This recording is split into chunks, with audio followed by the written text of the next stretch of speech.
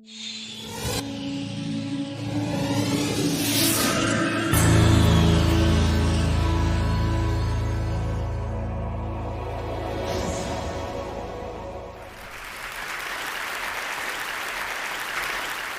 wanted to talk to you today about creative confidence.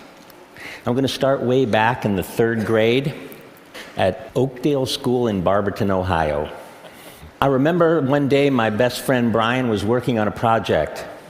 He was making a horse out of the clay that our teacher kept under the sink.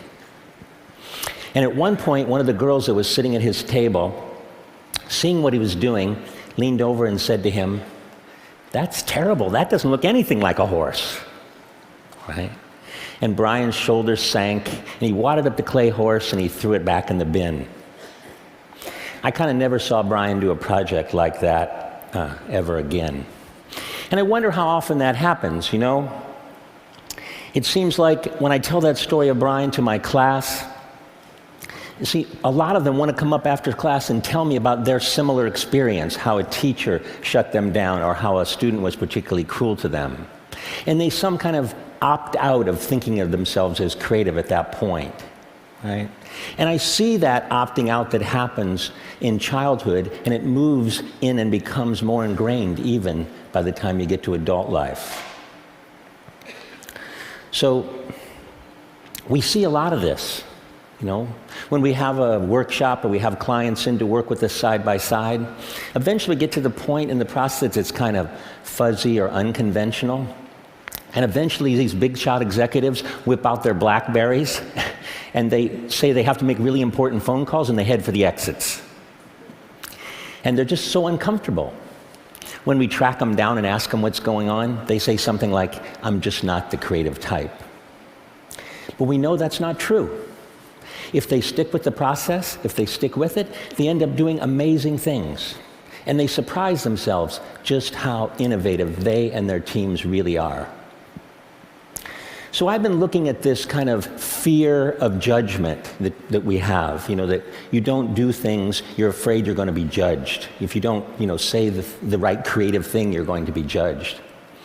And I had a major breakthrough when I met the psychologist Albert Bandura. I don't know if you know Albert Bandura, but if you go to Wikipedia, it says that he's the 4th most important psychologist in history. You know, like Freud, Skinner, somebody in Bandura. Bandura is 86, and he still works at Stanford. He's just a lovely guy. And so I went to see him because he's just worked on phobias for a long time, which I'm very interested in. He had developed this way, this kind of methodology that ended up curing people in a very short amount of time. Like in 4 hours, he had a huge cure rate of people who had phobias. And we talked about snakes. I don't know why we talked about snakes. We talked about snakes and fear of snakes as a phobia. And it was really enjoyable, really interesting. He told me that he'd invite the test subject in, and he'd say, "You know, there's a snake in the next room, and we're going to go in there." And to which he reported that most of them replied, "Hell no, I'm not going in there." Certainly if there's a snake in there. But Bandura has a kind of a step-by-step process that was super successful. So he'd take people to this like two-way mirror looking into the room where the snake was, and he'd get them comfortable with that. And then through a series of steps, he'd move them, and they'd be standing in the doorway with the door open, and they'd be looking in there, and he'd get them comfortable with that. And then many more steps later, kind of baby steps, they'd be in the room, they'd have like a leather glove, like a welder's glove on, and they'd eventually touch the snake. And when they touched the snake, everything was fine. They were cured. In fact, everything was better than fine. These people who had lifelong fears of snakes were saying things like, "Look how beautiful that snake is." And they were holding it in their laps, right?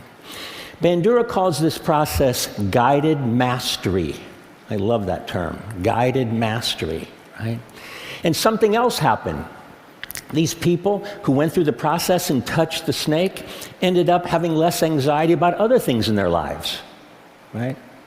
They tried harder, they persevered longer, and they were more resilient in the face of failure. right? They just gained a new confidence.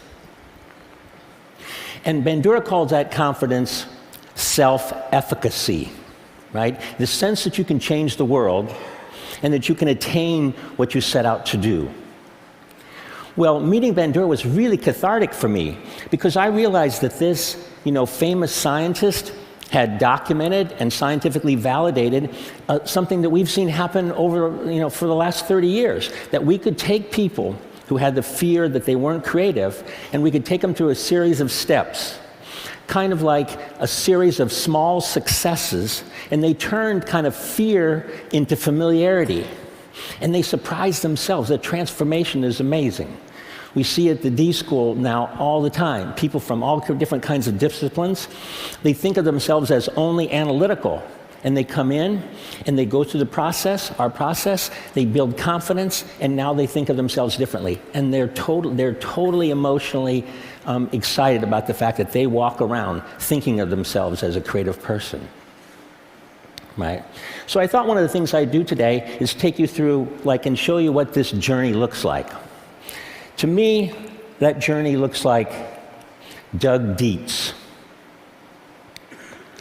Doug Dietz is a technical person. He designs medical imaging equipment, large medical imaging equipment. He's worked for GE, and he's had a fantastic career. But at one point, he had a moment of crisis.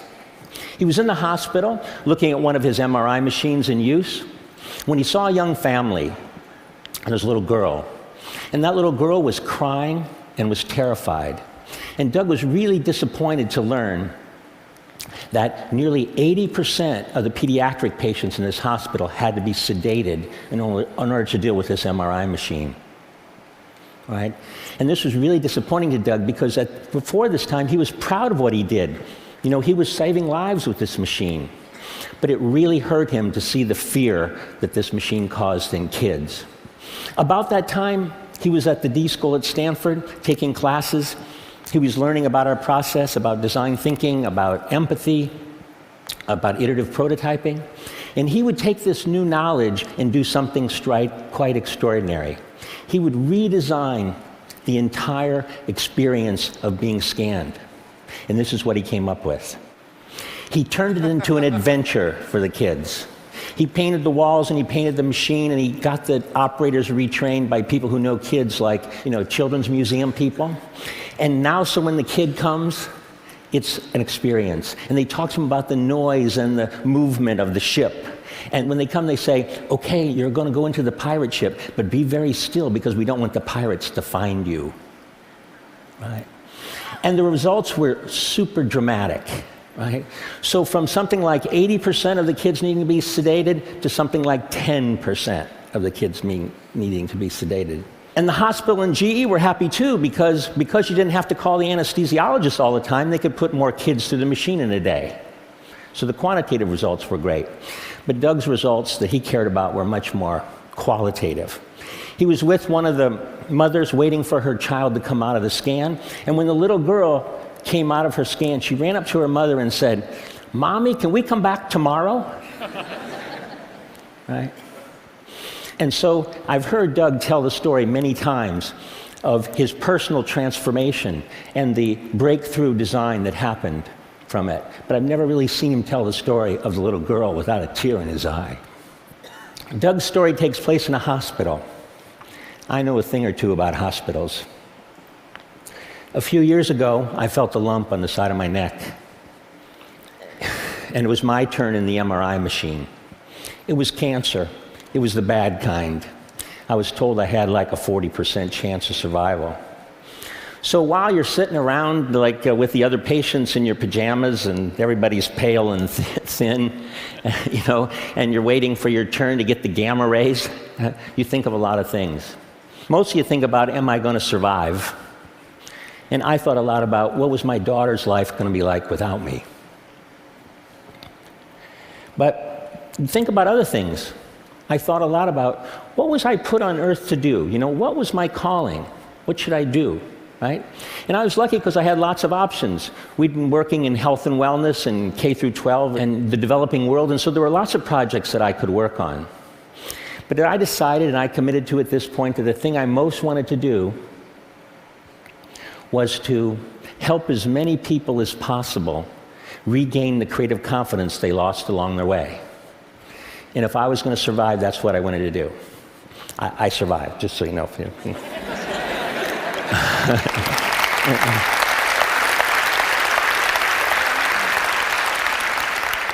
I really believe that when people gain this confidence, and we see it all the time at the D School and at IDEO, that they actually start working on the things that are really important in their lives. We see people quit what they're doing and go in new directions.